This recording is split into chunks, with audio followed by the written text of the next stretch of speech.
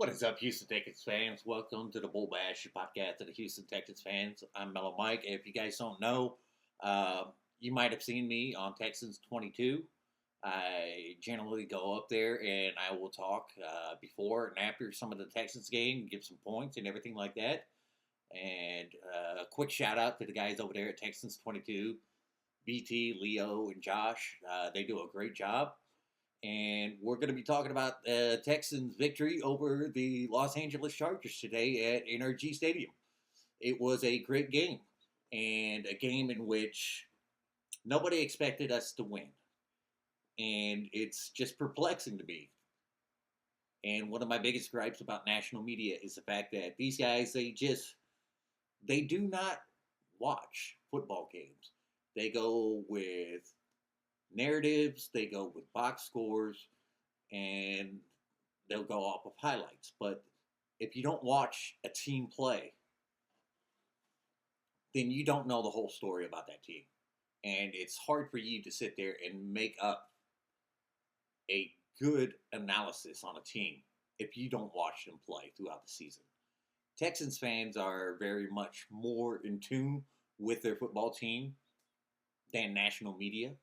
We all know what Rex Ryan said about the team, that this was going to be a bye week, and it wasn't.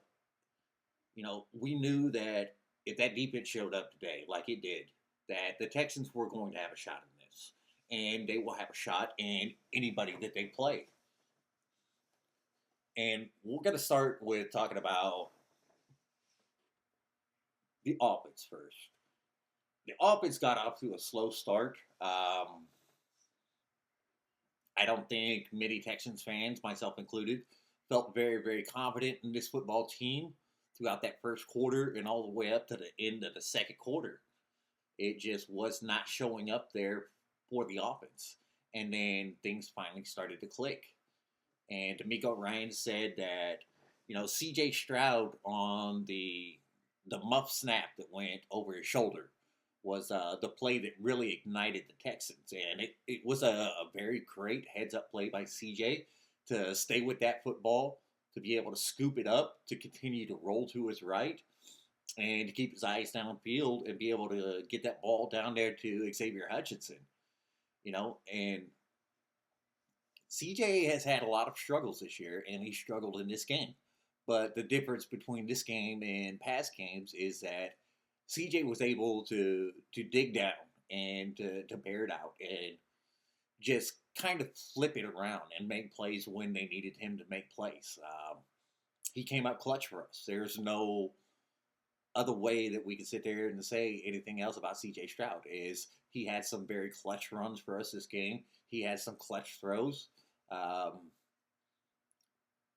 first touchdown pass to Nico Collins, I knew it was going directly to Nico. You saw him. He had the inside leverage on the defensive back, and once he made that in break, he was going to score. There was no questioning about that. The offensive line, credit to them. Wasn't the greatest pass blocking performance we've ever seen, obviously, but they did enough. And this was the most competent that this offensive line has looked run blocking throughout this entire season, with the exception of maybe that very first game against the Indianapolis Colts. These guys were getting after it today. They were making some great blocks out there. We did see Joe Mixon have to sit there and make some people miss in the backfield, which we're accustomed to. But a credit to Joe Mixon. His vision, his cutback ability, he is able to make things happen when nothing is there, as we've seen him do all year long. So it was great to see. And my question would be to Texans fans, what is your level of confidence with Bobby Slowick and this offense going into next week? How do you feel about that? I felt that he should have tried to run the ball a little bit more in that first half. And he was very quick to get away from running that football in the first half. But second half, he changed that up. And he actually made an adjustment that actually worked. for one of the first times that we've seen this season. So credit to Bobby Slowick there. I'm usually very, very hard and very critical of Bobby Slowick, but for the most part, other than the first half, I think Bobby Slowick called an okay game. I'm not going to say it was great. I think there are things that could have been done better. Questions that I had was obviously about Deontay Johnson not being more involved in the offense, but Deontay Johnson hasn't been with the team very long, and he's still getting a grasp on the playbook. I think as we progress into the next matchup, we might see him a little bit more involved, and hopefully, with a better grasp of that playbook, he'll be more of somebody that we feature because we're going to need somebody to step up. I think a lot of fans, myself included, feel like the John Mechie experience is pretty much run its course. You know, John Mechie, all the credit in the world for him. The things that he's had to go through and everything like that with overcoming cancer and everything, but it's just not there as a wide receiver. I'm not seeing the juice. He can run the routes, but the concentration is not there. His hands are not consistent. And, we just need more production from our 3 and our 4 wide receivers than what we're getting right now from John Mechie. And I think that that's something that the Texans are going to have to address in the future. But the tight end position as well. I think that Kate Stover overall outplayed Dalton Schultz out there. And that's something that we should be looking into. Kate Stover is a better run blocker than Dalton Schultz. Probably a more willing run blocker, and he's got a better frame for run blocking. I thought that they should have used him a little bit more and kept him over there next to Blake Fisher to help Blake Fisher out with Nick Bosa. Nick Bosa did get the 1 sack, but overall, I think Blake Fisher did a good job over there at right tackle. And the offensive line with this experiment, I think the Texans could finally hang their hat on saying that they have found their starting 5 offensive linemen for the rest of this playoff. So my hope is that with another week of working together and more time to prepare, this unit will start to get a little bit of chemistry going into the next game and could look even better. Maybe that's wishful thinking on my part, but it is what I hope to see.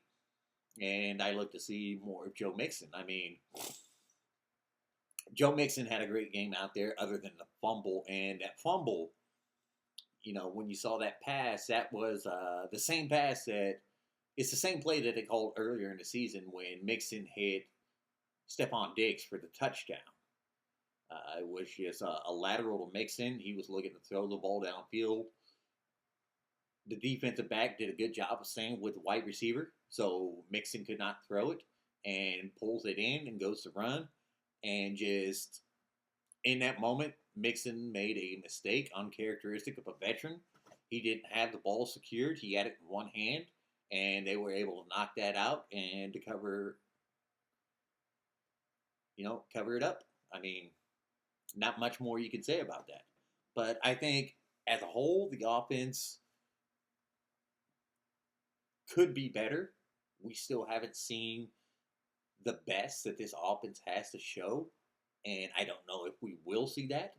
But as a whole, I think that the performance from C.J. Stroud can give us a little bit of hope and encouragement for whoever we're going to face on the next week. So there is that to hang on. And,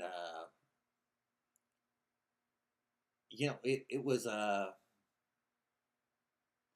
just very good football against what on paper was a good defense. And that's the thing. This Chargers defense was the number 1 rated defense in the National Football League. They've been very opportunistic. They've had a lot of plays go in their favor where they've scored. But stats become inflated when you're playing a weaker strength of schedule. And the Chargers have feasted off of that this year. Um, they got sacks. They obviously did this game. They got 3 sacks on CJ. But in the end, what was really their undoing was the fact that they did not stick with CJ. They allowed him some opportunities to run the football, convert some big plays, keep drives alive.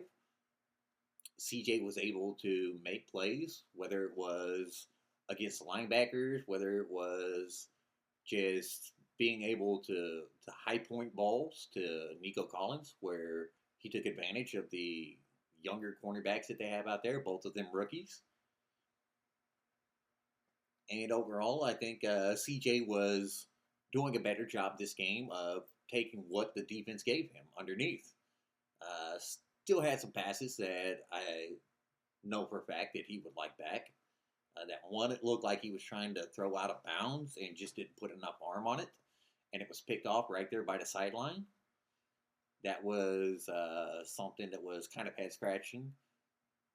But overall, it's just good to be able to see CJ go out there, overcome some mistakes that he made, not get too down on himself, and have the confidence to go back in there and to make the plays that he made tonight. So defensively, man, it's we can make an hour-long video on this, just talking about the plays that defense made out there tonight.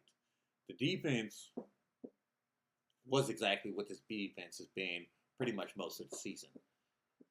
The front four got after Justin Herbert. They made life incredibly difficult for him between Will Anderson Jr., who was pretty much the one-man wrecking crew that he's been all season long. How they did not pick him up coming off the end on the sack that he got on Herbert, where he was just running free, is beyond me. How you don't account for him is just head scratching and just had to have been a mental mistake. You're not giving 51 a free run at your quarterback if you want that guy to be able to make it through the game, man. Will was just like, he looked like, honestly, he was kind of shocked coming around the corner and nobody picked him up. And he was just, had a free run at Justin Herbert. And then, you had Mario Edwards got a sack in there. Danico Autry, who had his best game as a Texan. He got himself a sack, but he was also able to block that point after attempt by Dickerson and create a play that resulted in 2 points for the Texans, which was great to see after them giving up that long touchdown pass to Ladd McConkey. And other than that one big chunk play to Ladd McConkey, I mean, the Texans pretty much had this Chargers offense in check all night long. Herbert was not comfortable. He could not run because the defense was just collapsing the pocket. It was a complete collapse of the pocket. They were coming from the edges. They were coming from the interior. They were getting pushed. And these were two of the better offensive tackles that we faced all year. And they did a good job on containing Danielle Hunter. He was effective out there, but he did not show up on the sack sheet with the sacks. They struggled against Will. They struggled on the interior, which has been a theme with them. And these teams were almost like doppelgangers of each other coming in there. Both of them had stretches where they didn't score in the second half. They had stretches where the interior offensive line had struggled. So it was just a very good defensive performance by us. We saw why they invested so much money in the defensive line this offseason, because those guys got after it. And a lot of those errant passes and that pressures and them hitting Justin Herbert as he was throwing the ball, allowed us to come away with 4 turnovers. And Herbert's only thrown 3 turnovers all season long. And the Texans turned him over 4 times today. 2 by Derek Stingley. One of them was off of a tip pass right into his hands. The other one, they tried to throw a 50-50 ball down the sideline, and he made them pay. Herbert tried to get Kamari Lassiter when he rolled to his right and threw it across his body to the left. And Lassiter made a hell of a catch.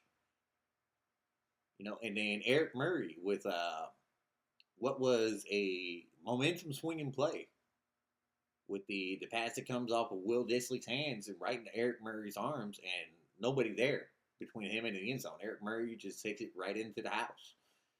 It was that point that really swung the momentum in the Texans' favor, and the Texans never really looked back from that point.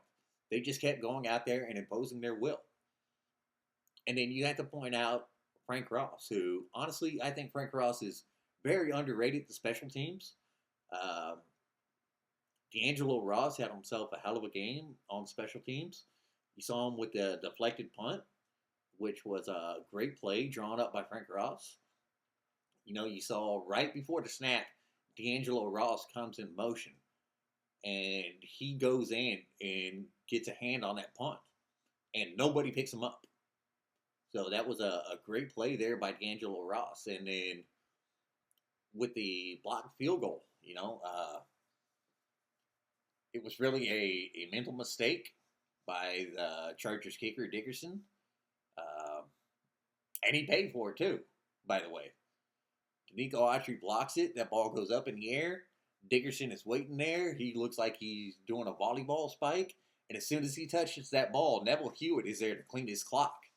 And D'Angelo Ross at that point is able to scoop it up and run it back for the 2 points. If Dickerson doesn't touch that ball, unless it hit the ground, it's a dead ball.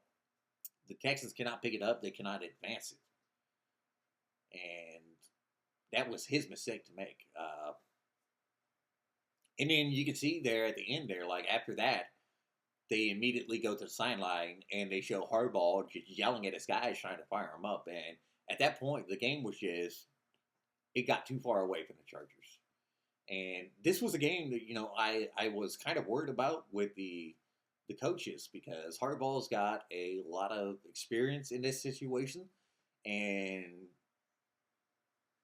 D'Amico Ryans has had some blunders when it comes to game management.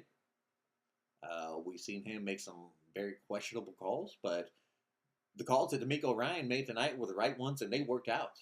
Got to give credit to D'Amico, going for it on a couple of 4th and 1s, being able to convert it with the first one was C.J. Stroud's quarterback sneak, and the second one was the run from Joe Mixon that resulted in a touchdown. And that was honestly shouldn't have even been a 4th and 1 play. The reps gave CJ a bad call on the spot of the ball. CJ was clearly past the first down marker, at which point his forearm and his elbow contact the turf. The ball was past the first down marker on the sideline when you see it from the sideline angle. And the refs just didn't want to eat their decision. They looked like they were trying to keep the Chargers in the game, if I'm being honest here. And that's the thing, is when you're controlling the scoreboard, calls like that aren't going to hurt you when you've got a big enough lead. And we have not seen that consistently enough from the Texans this season, where they've controlled the scoreboard and can survive calls from the refs. And I really hate to point out referees. I prefer that our team wins decisively, and we don't even have to bring the refs into the situation. But it is what it is. I mean, it's a good night for Houston Texans fans. We get to sit back, enjoy the rest of the playoffs playing out this week, and we will get to see eventually who we're going to play. And right now, if there's no upsets, we're going to be playing the Kansas City Chiefs in Gihas Stadium or Arrowhead, whatever they call it now. And then, it'll probably be Buffalo and Baltimore if Pittsburgh's not able to pull up an upset. Games to watch is Pittsburgh and Baltimore. If Pittsburgh is able to pull off an upset, or Denver finds a way to upset the Buffalo Bills, then either of those teams will be going to face the Kansas City Chiefs, and Lord help us. The one thing I do not want to see is a rematch with the Ravens at this point. Um, I would really like to see us go to Kansas City because I think we match up better with the Kansas City Chiefs, and see Baltimore have to go into Buffalo, play Buffalo, and hopefully Buffalo could take care of them because I feel more confident playing against Buffalo than I would Baltimore. I do not want to see them again, but we will see what plays out. So I thank you guys. I hope you liked the video. Please help me grow my channel. Just hit the like, subscribe button, and I will bring you more videos in the future. Thank you.